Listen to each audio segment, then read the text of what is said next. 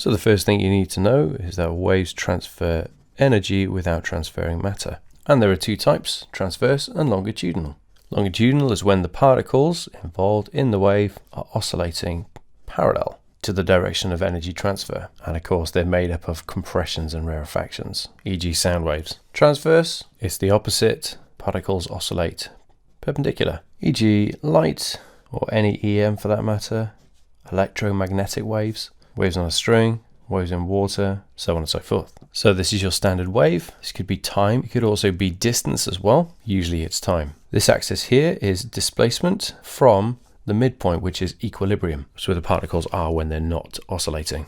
This here is lambda. That's a wavelength. This here is amplitude. Now it would be wavelength if this is distance. If it's time on the x-axis, then the distance between one peak and the next, we don't have wavelength, but we have time period. Time period is the time taken for one complete wave to pass a point. I'll measure that in seconds. Frequency, number of complete waves passing a point every second. So therefore, if you want to find the frequency, then we just do 1 divided by the time period. So our other equation is V equals F lambda. That's wave speed equals frequency times wavelength. Polarization. Transverse waves can be polarized by a filter that's just made up of very small lines. This only lets half of light be transmitted. We say it's a posh word for just let through. It absorbs the rest. What we say is that it selects waves oscillating in a particular direction. Interference, also known as superpositioning, when the displacements of the individual waves sum at each point.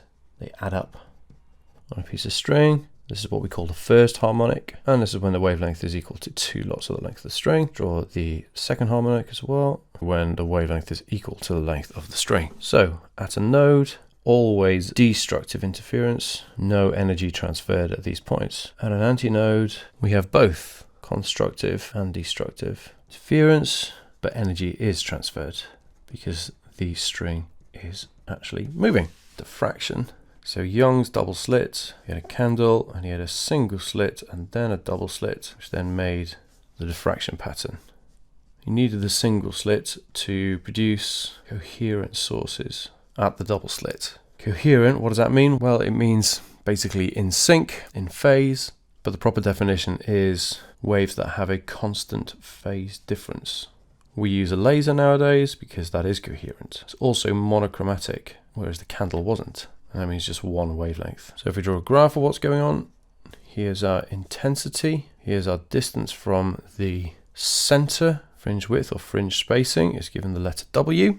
And the Young double slit equation is W equals lambda D over S, where S is the slit separation. That's the double slit, the spacing between the two slits there. In reality, what does this look like? Well, it looks like bright spots with dark spots in between. We also call these maxima, and that's where we get constructive interference. In other words, two waves arriving in phase, they reinforce each other, as it were, so making a super wave. So that's why we see a bright spot. Minima is where we get destructive interference, dark.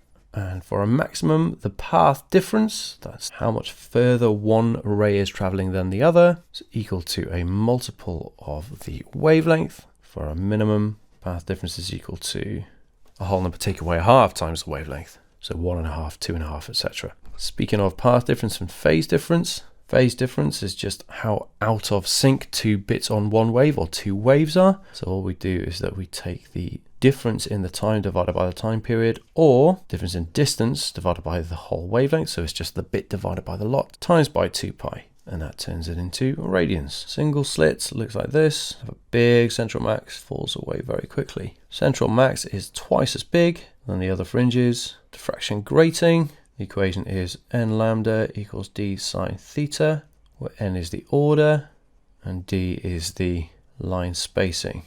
And we calculate that by doing 1 divided by lines per meter. So you might get lines per millimeter, change it into lines per meter, and then do 1 divided by that to get d. Find the maximum order, theta equals 90 degrees, e.g. you'll end up with something like n is equal to 3.7, max is 3. You can't have a 3.7th order at 90 degrees. And last but not least, we have refraction, and the only equation you need to be concerned about is n1 sine theta 1 equals n2 sine theta 2. Here's our normal, it's always 90 degrees. Here's our N2, here's our N1. So this could be water and air, don't know. It's worth remembering that air N is 1 for TIR to occur. Angle of incidence must be greater than critical angle. And also the refractive index of this medium must be greater than the second medium, otherwise it doesn't work. To find the critical angle, all we do is make θ2 90 degrees, therefore N1 sine theta C, because that's what we're talking about, it's the angle of incidence, is just equal to N2. TIR is when all light is reflected, because we always get a partial reflection, but not with TIR. First thing we need to talk about is average speed. It's distance over time. We say average speed because we don't know what's happening to the speed over the course of that distance. Here are our graphs. We have a distance time graph. We could say displacement time graph. Gradient is equal to speed or velocity if it's displacement time. Velocity time graph, the gradient gives you acceleration. The area under the graph gives you distance traveled or displacement. But what about SUVAT? We use the SUVAT equations or Newton's equations of motion if the object is accelerating. If we're chucking something up or dropping something, doesn't matter. Acceleration is always 9.8 meters per second squared towards the ground, so it might be minus if something's moving upwards. Don't forget that for projectile motion, if something's chucked horizontally, then we use SUVAT vertically, but then we just use speed equals distance over time horizontally because we assume there's no frictional forces. The path that an object takes, in this case, is a parabola, or it's parabolic. Let's have a look at forces. Newton's first law is that an object's motion is constant if there's no external force acting on it. In other words, velocity is constant. Don't forget that that could mean that the direction is changing while speed is staying the same. Circular motion. We're not going into that here though. Second law is F equals ma, force equals mass times acceleration. Don't forget that F is the resultant force doing the accelerating and mass is the total mass being accelerated. Third law, to each action or force there is an equal and opposite reaction. Weight is equal to mg, that's mass times gravitational field strength, 9.8 or 9.81. For an object to be in equilibrium, that means constant motion. We're talking about Newton's first law there. We need no resultant force, that means that forces are balanced. And also we have to have no resultant moment or torque. We'll talk about that a little bit later on as well. Air resistance and friction, that's frictional forces, increase with speed. If you've got a mass on a slope, then the force pulling parallel to the slope down the slope is equal to mg sine theta. That's the component of the weight. Alright, energy, here we go. Kinetic energy is half mv squared, GPE is mgh. If we're given h, we pretty much know that we're going to use GPE. If there's no energy lost when something falls, then we know mgh equals half mv squared and the m's cancel. But if the GPE at the top does not equal the kinetic energy at the bottom, then energy is lost in the form of thermal energy or heat. And we can say that that's actually work done against frictional forces. That leads us nicely on to work done. Work done is equal to force times distance, E equals Fd. I prefer E, some people use W, but it is energy is measured in joules. Remember that the force and distance need to be parallel, so if they're not, then you need to times by cos theta, theta being the angle between them. The power version of this, power developed, is P equals Fv. We just divided the whole equation by time. Okay, materials, let's look at Hooke's law. Force is equal to spring constant times extension, F equals Ke, or F equals Kx, or F equals K delta L. Doesn't matter which one you use. Here's the graph of force against extension. The gradient gives you the spring constant, and that's measured in newtons per meter. The area under the graph is equal to the energy stored. It's a triangle, so therefore it's going to be half times force times extension. If we substitute in Ke instead of F, then we get half Ke squared. Stress or tensile stress measured in pascals is equal to force divided by area. Strain is the ratio of extension to original length. The Young modulus is equal to stress over strain, so therefore the whole version is FL over AE. And if we draw a graph of stress against strain, then obviously our gradient is going to be equal to the Young modulus. Let's look at that graph again. We've got three main points that we look at. We have the limit of proportionality. That's when it starts to curve downwards. We have the elastic limit. Beyond that, it's not going to return to its original length. It deforms plastically. And then the top of the curve is the ultimate tensile stress. Don't forget that things can take a different route when they unload compared to loading, and the area of the graph in between is equal to the energy lost between loading and unloading. Don't forget that if forces are balanced, then no matter how many forces there are, they will always make a closed loop if you add them up, that is, top and tail them. If something's being accelerated upwards, then the force needed is not only ma, but it's mg plus ma, because you need the force of mg just to keep it there floating, as it were, and then we need the extra force ma to make it accelerate upwards. Okay, moments. We know that moment is equal to force times distance. Don't forget that our definition is force times distance perpendicular from pivot to force's line of action. So we might have to times by cos theta. If there are two unknown forces in a diagram, then you take moments about one, or in other words, make it a pivot, to remove it from the equation, as it were, and then you can find out the other. The principle of moments is that for a system to be in equilibrium, the sum of the clockwise moments must equal the sum of the anti-clockwise moments. And we know there has to be no resultant force for complete equilibrium. For an object to topple, the center of mass must be past the pivot so that the moment of the weight does pull it the wrong way, as it were. Scalars and vectors. Scalars just have magnitude, like area, distance, energy, and power, whereas vectors have magnitude and direction, like force, acceleration, velocity, and displacement. Momentum is equal to mv, so that means the unit is kilogram meters per second or Newton seconds. How does it link to force? Well, force is equal to delta mv. That's change in momentum divided by time. In word form, force is equal to the rate of change of momentum. This is the equation that shows that the longer a collision takes, the less the force felt. And that's how crumple zones and airbags work. They increase the collision time. In other words, increase the time that it takes for you to lose your momentum, so you feel less force. If you have a force time graph, there's really only one thing you can do with it, and that is find the area under the graph. That gives you the impulse. That's the change in momentum. Principle of conservation of momentum is total momentum is conserved. Absent, that means so long as there are no external forces. A couple of examples. If we have two objects colliding, then we know that the momentum of A plus the momentum of B must equal the momentum of both of them if they couple together. Then if we have a recoil situation, like a bullet being fired from a gun, then we know that there's no momentum before and no momentum afterwards, so that must mean that the momentum of the gun going backwards must be equal to the momentum of the bullet going forwards. Okay, technically we should stick a minus in front of one of them because one of them is going to have a negative velocity, but when it comes to recoil, we don't care about that too much. Let's think about braking distance. Braking distance quadruples if you double your speed, because kinetic energy is half mv squared. So if you double your v, then you have 4 times the kinetic energy. Other things that can affect braking distance are the road condition, weather, and tire condition. What about thinking distance? Speed, again, drugs, distractions, and tiredness. And we have a couple. There's two equal forces. That means that there's no acceleration, but it does turn or start to turn. If you have something that's traveling at a constant velocity but mass is being churned out, as it were, like a fluid, like water in a hose, then we rejig the rate of change of momentum equation so that we have F equals delta m over t times v. And so that's kilograms per second times meters per second. Units are really helpful for these kind of questions. But if you have density, area, and speed, then the force is going to be equal to rho a v squared. Note that you might see that called momentum carried per second, but that's effectively force. And if we have a force or any vector, then we can find the components of the resultant vector by times in by cos theta or sine theta. Turn through the angle, times by cos, turn away from the angle, times by sine. And we have two types of collision. We have elastic collisions and inelastic collisions. For elastic collisions, total kinetic energy is conserved, and it's not in inelastic collisions. But don't forget that total energy is conserved in both. Total energy is always conserved. So let's first look at the types of particles that we have, that is things that make up matter. We split particles into two main groups, hadrons and leptons. Leptons are fundamental particles. Examples are electron, positron, and neutrinos.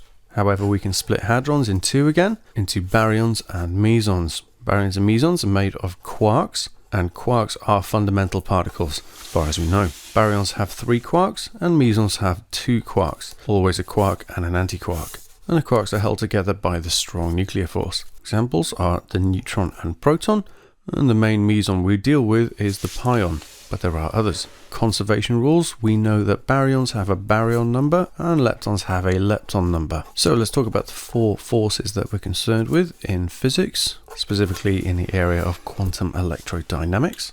The electromagnetic force, the gauge boson or the exchange particle for that is the virtual photon. Strong nuclear force, the gauge boson is the pion, sometimes you'll see the gluon. Weak is W plus or W minus. We don't really deal with the Z0. And the cousin that we all ignore is gravity, because we don't really understand it as well. And even though we haven't found it, we call the exchange particle the graviton. Okay, let's talk about the strong nuclear force. It keeps a nucleus together. Of course, the electrostatic repulsion of the protons in the nucleus means that the EM force is always trying to explode a nucleus. So that means that we must have another force keeping it together, and that's the strong nuclear force. And that affects neutrons and protons. What's stopping the strong nuclear force from imploding a nucleus then? Well, what we say is when the nucleons get too close together to 0.5 femtometers, the strong nuclear force flips from being attractive to repulsive. And the range of attraction for the strong nuclear force is about 3 to 4 femtometers. Okay, so we know that mass and energy are interchangeable. The equation that links the two is the equation for rest energy of a particle, and that's E equals mc squared. Mass is converted into energy in annihilation. That's when a particle and its corresponding antiparticle collide and they're destroyed, and the rest energy is converted into photons. So we can say that E equals mc squared plus half mv squared, that's the kinetic energy of the particles going in, and we have 2 lots of HF coming out. The opposite is pair production. That's when a photon turns into 2 particles. Again, a particle and its corresponding antiparticle. Of course, the photon must have at least the same amount of energy as the rest energy of the particles. So again, E equals mc squared. But if the photon has more than the minimum amount of energy, then the leftover energy is turned into kinetic energy of the particles afterwards. Okay, let's talk about ionizing radiation, alpha, beta, gamma. Call them ionizing radiation because all of these can give electrons enough energy to escape an atom or molecule, therefore ionizing them. An alpha particle is a helium nucleus, 2 protons and 2 neutrons. It's highly ionizing, mostly because it's very heavy, but it's weakly penetrating. It's stopped by a piece of paper or a few centimeters of air. Beta particle is a fast-moving electron. Don't worry, I'll fix my mistake in a second. And it has medium ionizing and penetrating ability, stopped by a few millimeters of aluminium. Gamma is just a high-energy EM ray or photon, and that's emitted from an energetic nucleus. Photons don't have charge, so they can't change the nucleus in any way when they're emitted. It's weakly ionizing, but it's highly penetrative. It can't be stopped really, but the intensity can be reduced by concrete and lead. Okay, here are the decay equations for alpha and beta. We know that alpha is 4 and 2, beta is 0 and -1, because it's got the opposite charge to a proton, and so therefore it's just mass then, isn't it? Don't forget that for beta decay, we must have an anti-electron neutrino produced as well to make sure that lepton number is conserved. Here's a Feynman diagram for beta minus decay. We have a neutron turning into a proton, and the W minus boson takes the negative charge away, as it were, to produce an electron and an anti-electron neutrino. A neutron is up, down, down, proton is up, down, so therefore we can say that actually it's a down quark turning into an up quark. You can see either one on a Feynman diagram for this. Okay, conservation rules, what has to be conserved? Charge, lepton number and baryon number, Q, L and B, they're always conserved. Strangeness, however, is only conserved in strong interactions. Incidentally, any interaction that involves leptons has to be a weak interaction. It's good to be reminded about what a muon is. It's effectively a heavy electron. And a reminder that lepton number-wise, electrons and neutrinos have a lepton number of +1 because the electron is the OG lepton, as it were. Positron has a lepton number of -1. Okay, let's go back a little bit. Isotopes, what are they? Well, they're the same element. That means the same number of protons or same atomic number, but with a different number of neutrons, so that means they have a different relative atomic mass, like carbon-12 and carbon-14 here. Specific charge is the charge to mass ratio, so we calculate it by doing charge divided by mass. So the unit is coulombs per kilogram. Generally a very big number because the masses of these particles are tiny. Worth remembering that 1 electron volt is the same number as the charge of an electron because 1 electron volt is the energy in joules that an electron has when accelerated through a PD of 1 volt. So that means that 1 electron volt is 1.6 times 10 to the -19 joules. Quite often we deal with mega electron volts, and so if we have to convert that into joules, it's 1.6 times 10 to the -13. Yes, you can figure that out, but it's useful as a shortcut. Okay, so let's go on to some quantum then. What is the photoelectric effect? It's when photons of sufficient energy are absorbed by electrons on the surface of a metal, therefore liberating them. They escape. The equation is EK max is equal to HF minus phi. HF being the energy of the photon that goes in, phi being the work function, that's the minimum energy needed to liberate electrons, and so taking one away from the other gives you the kinetic energy left when an electron has escaped. Here's the graph. The y-intercept is minus phi. The x-intercept is the threshold frequency That's the minimum frequency needed for electrons to be liberated. If the frequency is less than that, you won't see any electrons liberated. And in that case, EK max is equal to 0, so HF0 equals phi. Okay, so what did the photoelectric effect prove? Well, it proved that light has a particle nature, not just wave nature, due to the one-to-one interactions between photons and electrons. And it's one-to-one because if it were only a wave, then increasing the intensity of light would have increased the EK of the electrons liberated. But it doesn't. All it does is increase the number of electrons that are emitted per second, because there are more photons. Okay, so here's a circuit that we can use to measure the kinetic energy of these electrons. We have a variable PD applied across these two plates. We shine light on one of them, specifically the anode, and that will make electrons cross the gap, and then they will flow around the circuit, producing a current.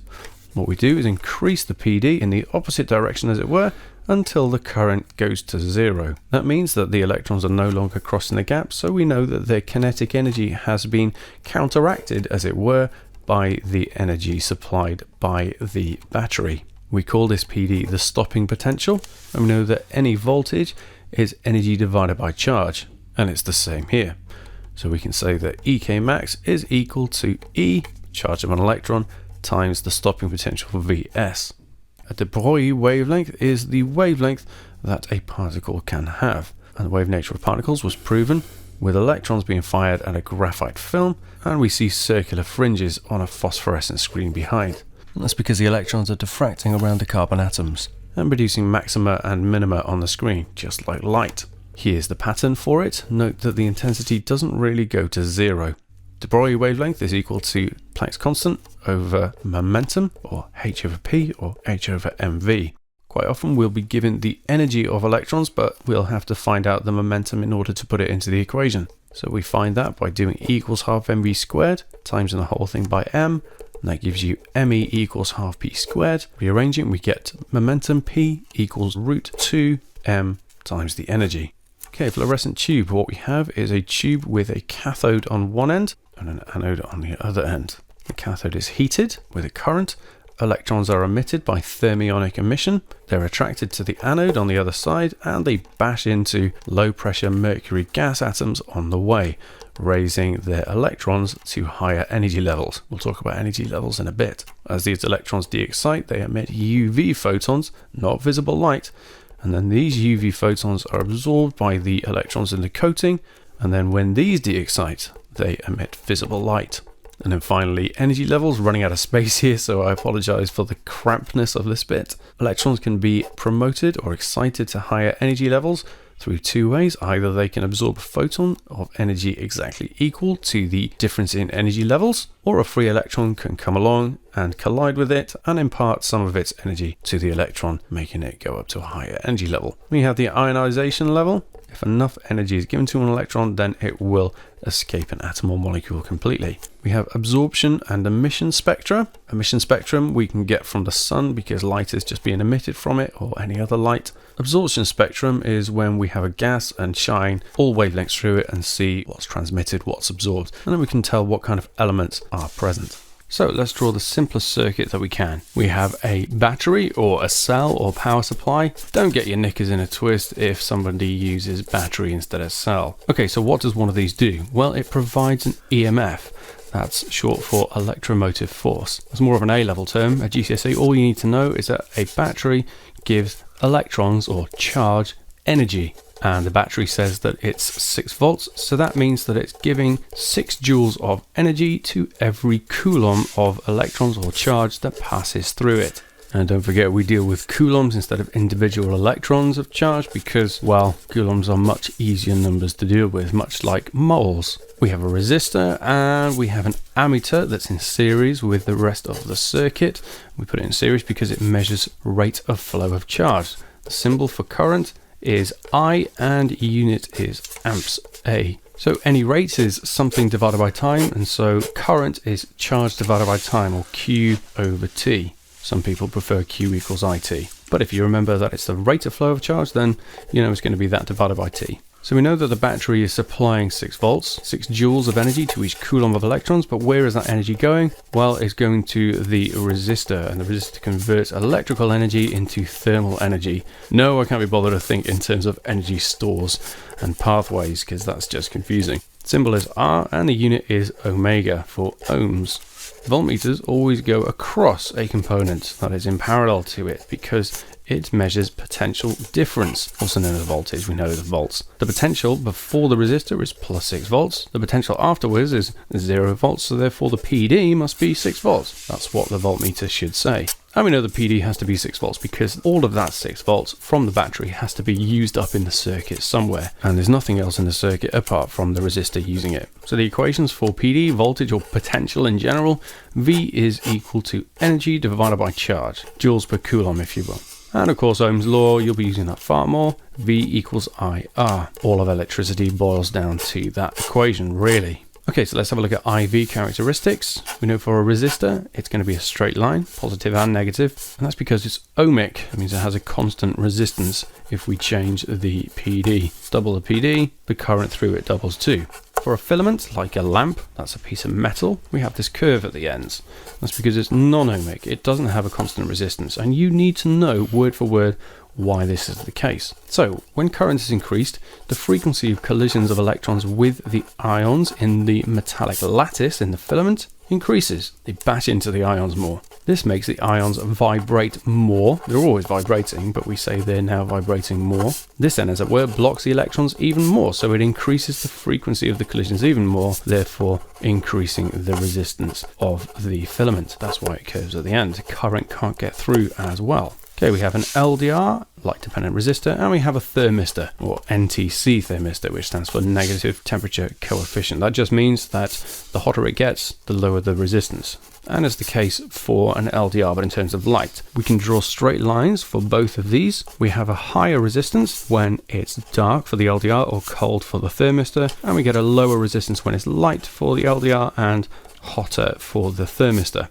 Notice that we've got straight lines for both, but a different straight line depending on the conditions. So we can say they are ohmic, provided that the temperature or the light intensity stays the same for the respective component. So why do we get a lower resistance? Well, it's because the energy that goes in shakes electrons loose, as it were. So that means that there are more electrons available to conduct. Proper explanation, if you want to be technical, it's because the electrons are moved into the conduction band. And if you need a nice easy way to remember it, both these things do the opposite to a piece of metal, as it were.